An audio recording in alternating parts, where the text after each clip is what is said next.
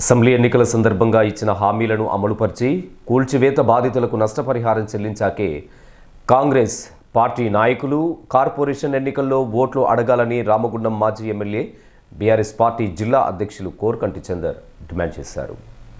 బుధవారం మధ్యాహ్నం గోదావరికని ప్రెస్ క్లబ్లో ఏర్పాటు చేసిన మీడియా సమావేశంలో చందర్ మాట్లాడుతూ 420 హామీలతో ప్రజలను నమ్మించి అధికారంలోకి వచ్చిన కాంగ్రెస్ 2 ఏళ్లుగా హామీలను అమలుపరచకుండా ప్రజానీకాన్ని వంచనకు గురి చేస్తుందని ఆరోపించారు. బీఆర్ఎస్ అధికారం కోల్పోయినప్పటి నుండి ప్రజల బాధలు వర్ణాతీతంగా మారాయని ఆవేదన వ్యక్తం చేశారు. కేసీఆర్ హయాంలో ప్రతి వీధికి రోడ్డు, ప్రతి ఇంటికి నల్లా కనెక్షన్ కల్పించినట్లు తెలిపారు.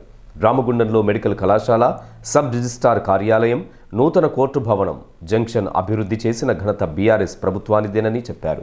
ఎన్నికల కోడ్ నేపథ్యంలో బీఆర్ఎస్ ఫ్లెక్సీలను తొలగించి కాంగ్రెస్ ఫ్లెక్సీలను అలాగే ఉంచడం అమానుషమని ఖండించారు. కోడ్ ఉల్లంఘించిన వ్యక్తులపై తగు చర్యలు చేపట్టాలని ఎన్నికల కమిషన్ను డిమాండ్ చేశారు.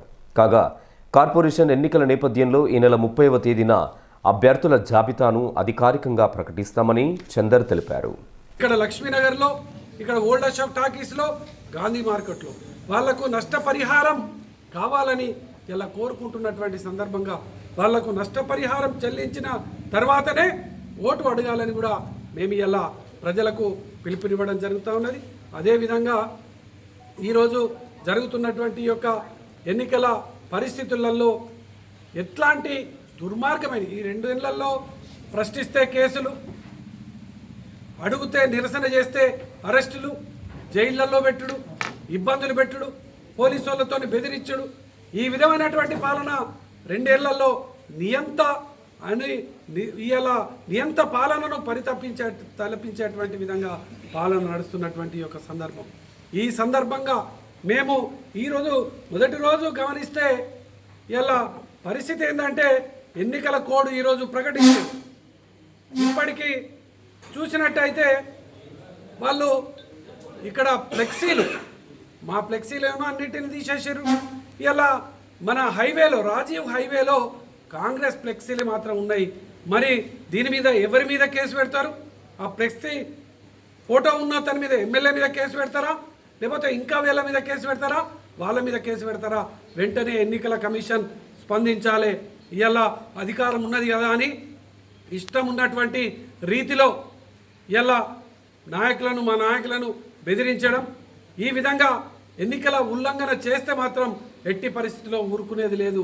చట్టానికి ఎవరైనా కూడా సమానమే కాబట్టి ఈ యొక్క ఎన్నికలలో ఎటువంటి ఉల్లంఘన జరిగినా మేము లీగల్ డిపార్ట్మెంట్ను ఏర్పాటు చేసుకున్నాం.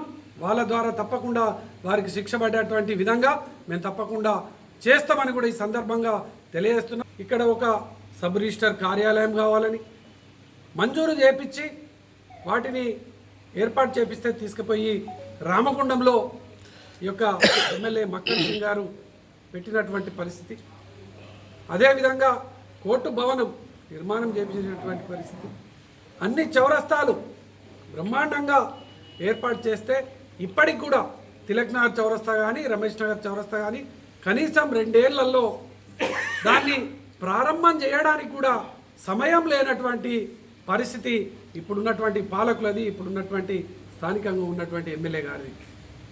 ఇటువంటి పరిస్థితుల నేపథ్యంలో అధికారంలోకి వచ్చే ముందు మేము అనేక విధాలైనటువంటి సంక్షేమ పథకాలను అందిస్తామని అభయహస్తం పేరిట ఒక కార్డును ప్రతి ఇంటికి గడప గడపకు మహిళా సోదరిమణులకు అందరికీ కూడా ఇచ్చి సంతకాలు తీసుకొని ఆ సందర్భంలో మీకు మా ప్రభుత్వం 1 నెల రోజులలోనే వస్తుంది. ఆ 1 నెల రోజులలో ప్రమాణ స్వీకారం చేసిన తర్వాత ప్రతి మహిళకు 2,500 రూపాయలు ఇస్తాం. ప్రతి ఇంటికి 2,000 రూపాయలు వచ్చేటువంటి పెన్షన్ను 4,000 రూపాయలు ఇస్తాం. ఈ కేసీఆర్ ప్రభుత్వం ఒకరికే ఇస్తున్నది.